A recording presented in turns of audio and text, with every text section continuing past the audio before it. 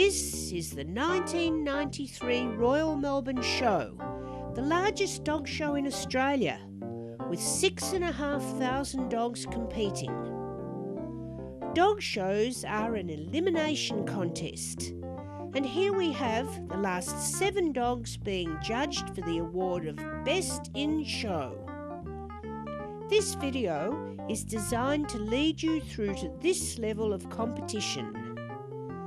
It will show you how to stand and gait your dog correctly in the show ring, how to present your dog to its best advantage to a judge, and what you need to know about how a dog show is conducted.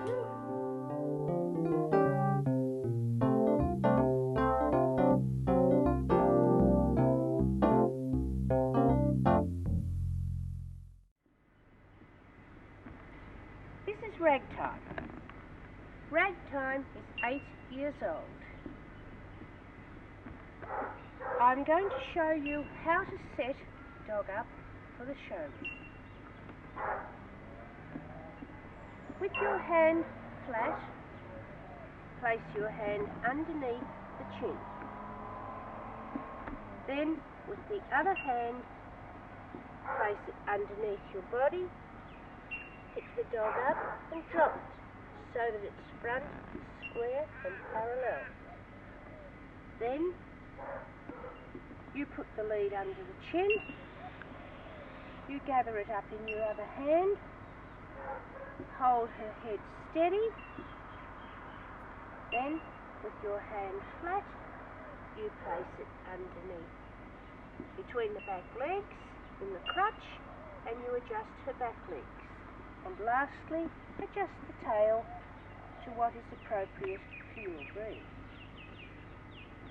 Now, let's do this again from the front position. Come here, Ragtime. Never mind the flies. Come here. You place your hand flat underneath her chin, other hand just behind her front legs, and you pick it up and drop it so that her front is square and parallel. There's no need to drop the dog roughly. She won't like it, and the legs don't always go in the right position. If you do it slowly, just drop them down carefully. You can put one foot and then the other. The dog will get used to this, and you can get the front quite square and parallel. Note, I'm still holding her under the chin. Then you put your lead forward, underneath the chin. You scrunch the rest of the lead up in the hand, and you hold her head steady while you adjust the back end. If you have a dog that will walk into the position nicely, like this, that's on. Maybe for a piece of biscuit, you can pull her forward by the lead and maybe just walk her into the right position. Here. If she is in the right position anyway, you can go ahead and adjust the back end without having to pick her up and drop her, or if the front is just slightly out, maybe you can adjust her from the top, like so, just moving the foot a little bit forward. That is with your hand on the shoulder. I will show you the hand on the shoulder again from the side. You just pick up the foot from the top and you adjust it there. Or maybe even just push the dog off balance with your hand on the front and on the lead as well. Some people prefer to adjust the front like that. It is a little bit neater, but most breeds you're better to pick them up and drop them as I showed you before. I will now set up the back end. You put your hand in the crutch, you pick her up and you drop her so that the hock is vertical to the ground. That's the hock gently there to the ground, and this is the area that must be vertical.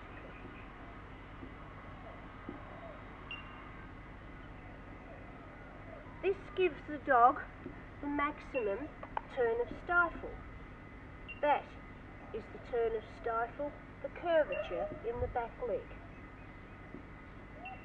So when the hock is vertical to the ground, the dog has the most curvature in the back leg. If you overstretch your dog, like so, she doesn't want to do it, of course. If the dog is overstretched, as you see some dogs are, that back leg looks very straight, but this hock is on an angle to the ground, this way. And then the dog looks quite unnatural.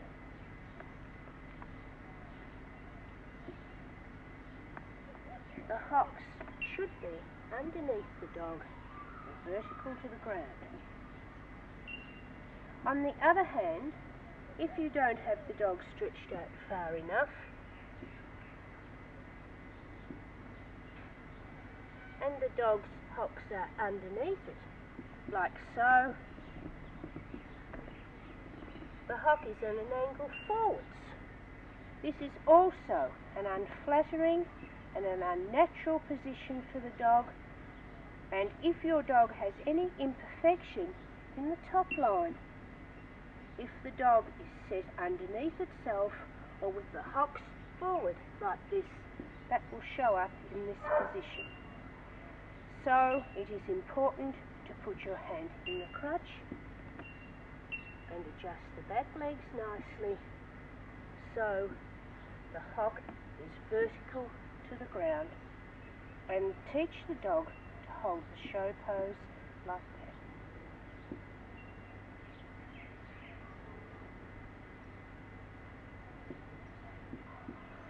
Lastly, I would like to show you how to set the dog up with the camera angle in the rear position. Good girl that time. And this way. Good girl. That's a good girl. With your hand in the crutch, you pick her up and you drop her gently. One back leg and then the other, so the hocks are vertical to the ground, and lastly adjust the tail as is appropriate for your breed. If you have a dog, especially a male dog, that doesn't appreciate your hand in there, you can adjust the back legs by putting your hand just above the hock and placing one leg and then the other one, like so. There is no need to be rough with the dog. They don't appreciate being dropped down from a great height, as I showed you in the front. And also, with your hand in the crutch, it's very easily to just drop the leg, one leg gently and the other one. If you set your dog up with the back legs too wide, like so, good girl. This is a very unnatural and ungainly position. The hocks are not vertical to the ground, either from the camera angle or from the side, and the dog looks completely ungainly, and I think you'll agree that the hindquarters look completely and utterly unnatural and not flattering to the dog in any way. The correct position is so that the hocks are vertical to the ground and the dog's leg is just a natural continuation of its body line. If, on the other hand, you have the legs too close together, like so, the hocks are very, very close, you'll see that this also is not a natural or a flattering position for the dog. So it's important to place the back legs gently so the hocks are vertical to the ground, The outside of the leg follows the natural line of the dog's body, and lastly, the tail is adjusted as is appropriate for your breed.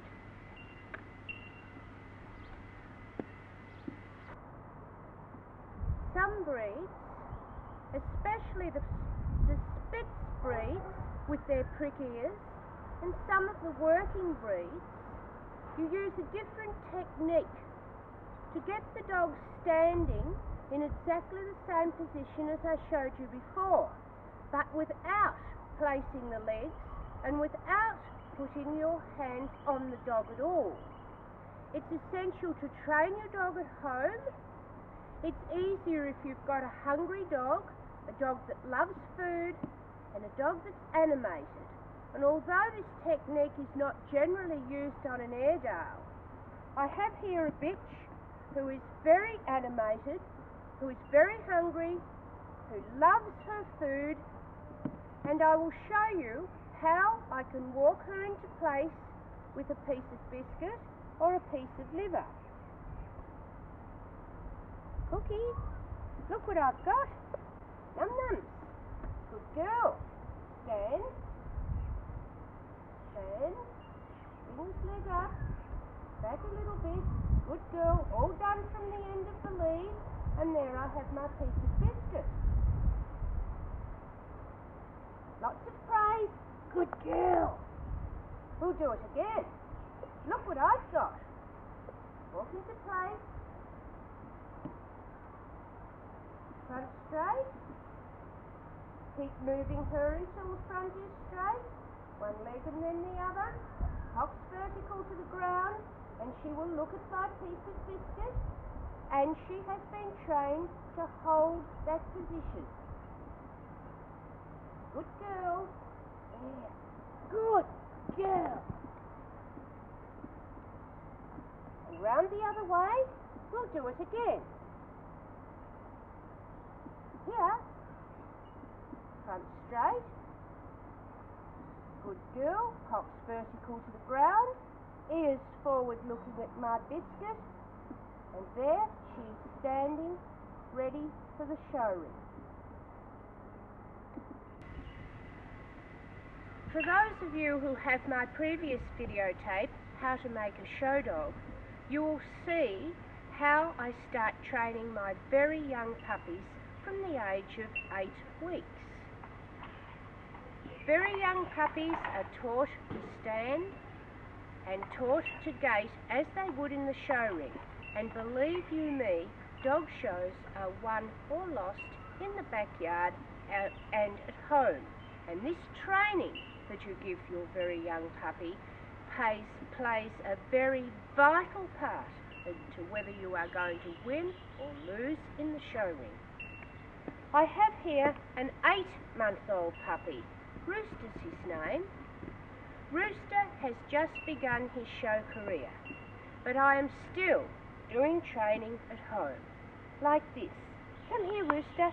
Good boy. Come on, good boy. We've got to do some work. We do. Come on. And the whole thing must be happy experience. The good boy. We're going to have kisses first. Now we'll do some work. Hand under the chin. Other hand under the chest. Pick him up and drop him. Hand in the crutch. Oh! Getting to be a big boy. You don't appreciate hand in crutch, do you? We'll try it the other way. Hand under the chin. Under the chest. One foot. And then the other. One back foot, the other back foot. That's better than hand between the crutch on a big boy, isn't it? Now, he must stand.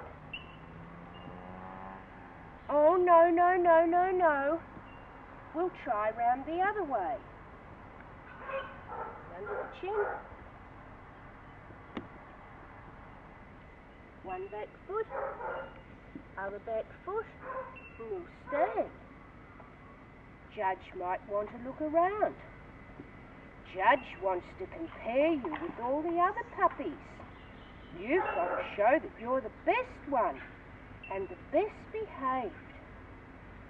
So you must stand. What a good boy you are. That caters for the slowest judge, doesn't it? What a good boy you are. That's it. Stand nice and steady. Stand nice and steady. That's it. That's it. And a dog that will stack like that and hold his pose alertly goes a very long way to winning in the show.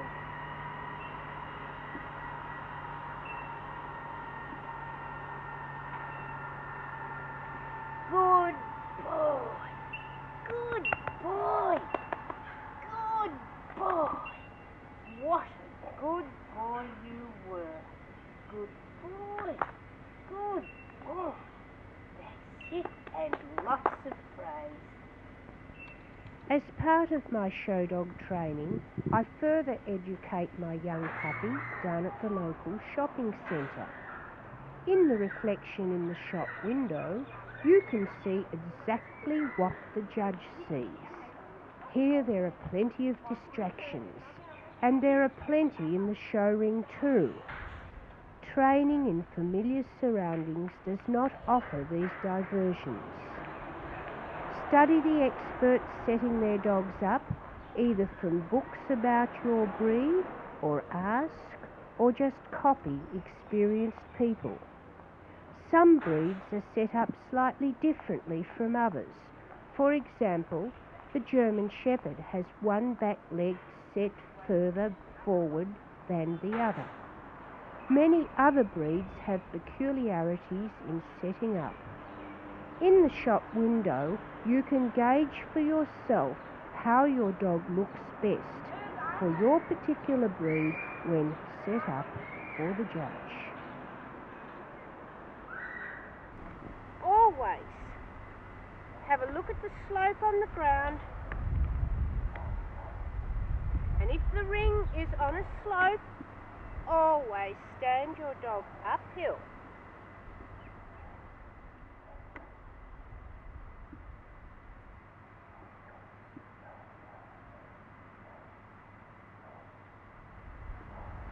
Look how nice she looks standing uphill. It's flattering for any dog to stand uphill. So when in the show ring, to win, make use of the ground if there is a natural slope on it. In contrast to the uphill, let's now have a look and see how she looks facing downhill. Good girl.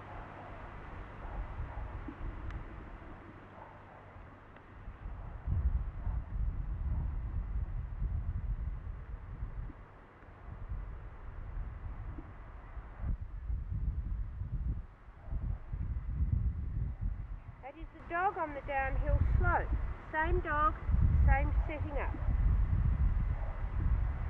Now I shall turn her round again. Good girl. On exactly the same piece of ground.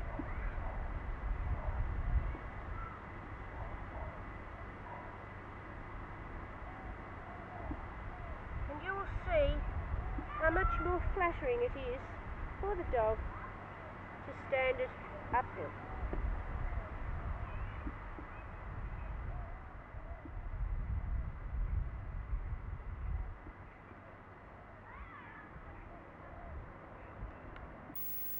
I have here a Bichon Frise puppy in pet trim. I am now going to show you how to set up a small dog on the table. Small dogs usually require to be put on a judging table in order for the judge to examine them. Before you place your dog on the table, just check that your table's steady. If it isn't, it's often possible to steady it with your leg or your body while adjusting the dog. When you put your dog on the table, always place it towards the front of the table. Now suppose I'm the judge. It's very comfortable for a judge to be able to examine a dog when it's placed on the front of the table, and if coming from inside the ring, maybe place the dog towards the outside edge of the table, like so, and then the judge doesn't have to lean so far over the dog in order to examine it. If I'm the judge and the dog is set up on the back of the table, imagine how uncomfortable it is for me to have to lean right over here to examine the dog. So always set your dog up on the front of the table and maybe a little bit towards the outside. Setting up the front of a small dog is quite different from setting up the front of a large dog. There is no need to put your hand over the top and pick up the dog and drop it this way. You can do it that way if you feel more comfortable doing it, but it looks untidy, you're covering half of the dog, and if you've got a coated breed, as many of the small breeds are, you can mark and displace the coat by putting your hand right round like this. It is much neater to pick your dog up by the jaw. You scrunch your lead up in your hand, and with your thumb and your forefinger just balance the head of the dog there, and you'll find that the dog very comfortably just lays his head on your fingers. He's not at all worried about the whole thing, and you can pick up the dog and drop one front leg and then the other. Just do it gently. There's no need to drop the dog roughly like that, just gently, one leg and then the other, holding the head steady with your hand as you do it. Some people prefer to lift the dog up by the chest. This is useful if your dog has some width across the chest, or your breed requires some width across the chest. You can pick it up and drop one leg and then the other from the chest, and that is quite neat and useful also. With the back, setting up the back end of your dog is much the same as setting up your big dog. You just put your hand in the crutch and you place one leg and then the other, making certain that the hock is vertical, exactly the same as with your big dog. Just gently, no need to drop it roughly, just gently, one foot and then the other. So, to set up your small dog on the table, you pick it up either by the chest or under the head. You pick up the other end with the crutch. You adjust the front towards the front of the table, one leg and then the other, the back end, one leg and then the other with the hocks vertical, or the whole dog at once, good boy, steady on, or the whole dog at once, one leg and then the other, one leg and then the other. You either hold the lead up or hold the head steady from underneath. If you wish to make a last minute adjustment to the legs, do it from underneath the dog. One leg here, one leg there, holding the head steady all the time, and lastly adjust the tail as is appropriate for your breed, and there you have the dog standing on the table waiting to be judged. Now let's watch some experienced people setting their dogs up for the judge using clips from actual dog shows.